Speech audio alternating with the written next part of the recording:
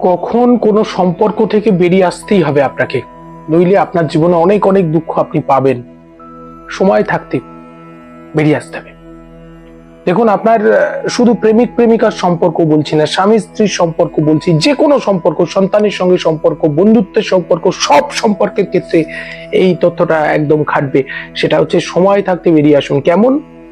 দেখছেন আপনাকে ছোট ছোট মিথ্যে বলছে, অর্থাৎ তার কাছে আপনার গুরুত্ব কমছে। যে মুহূর্তে দেখবেন শুরু হয়েছে, সজাগ হন, জেগে ওঠার পালা।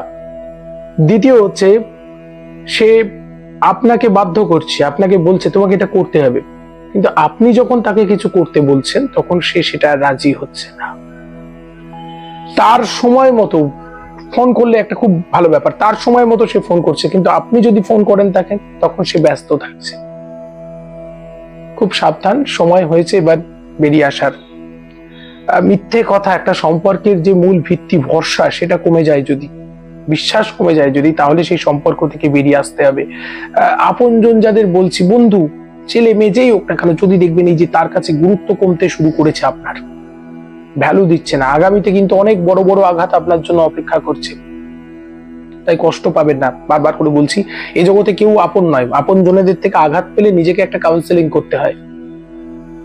ব্রেকআপের যন্ত্রণা, ডিভোর্সের যন্ত্রণা, আত্মীয়দের সঙ্গে ঝগড়াঝাটি, এগুলো যখন হয় মন খারাপ হয়ে যায়, আমি বলবো যে একটা নিজেকে কাউন্সেলিং করতে হয়। কেউ কারণ নয়, মন কেউ কারণ নয়, যেটা চলছে মিথ্যে অভিনয়। আর আমরা এই যে মায়া, মায়া খুব কঠিন একটা ব্যাপার আজকের যুগে। এই মায়া কাটানোটা কঠিন। কেঁদে কি হবে? কার জন্য কাঁদছেন? যার জন্য কাঁদছেন সে আনন্দে রেশ নাই, আনন্দে বাঁচছে, তাহলে কেঁদে কিচ্ছু হবে না। বরঞ্চ নিজেকে সময় থাকতে আত্মসম্মানের বড়াই করি না আমরা? এই জায়গাটায় আত্মসম্মান, নিজেকে নিয়ে ভাবুন, আমি কেন ছোট হব? ও যদি আমাকে গুরুত্ব দিতে না চায়, আমিও আমার মতো করে বাঁচবো, আর একদিন বুঝবে, আর সেদিন সে আমায় খুঁজবে। এইভাবে প্রত্যেকের চলাগুলো হোক। প্রত্যেকে বলবো যে প্রত্যেকে ভালো থাকতে পারবেন, প্রত্যেকে সুস্থ থাকতে পারবেন, প্রত্যেকে আনন্দিত একটা জীবন পেতে পারবেন।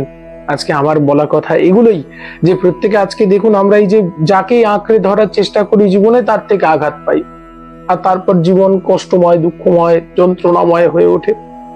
আমাদের জীবনের মূল উদ্দেশ্য কিন্তু এটা নয়, আনন্দ পাওয়া। আজকের যুগে বন্ধু বান্ধব বলুন, আপনজন বলুন, সবটাই স্বার্থের খেলা চলছে। স্বার্থ পুরোলেই টাটা বাই বাই। তার চেয়ে বরং এইভাবে আমাদের চলা হোক। কেউ আঘাত পাবেন না, আঘাত দেব না, আমরা আঘাত পাবো না। তা প্রিয়জনের বদলে যাওয়া, ছোট ছোট ব্যবহারের পরিবর্তন, এগুলো নজর রাখুন। আমার মনে হয় ভালো থাকতে পারবেন প্রত্যেকে। আপনাদের সঙ্গে পরবর্তী পর্বে দেখা হবে। কথাগুলো ভালো লাগলে সকলের কাছে পৌঁছে দেবেন। সঙ্গে থাকুন, স্বস্তি বার্তার সঙ্গে থাকুন।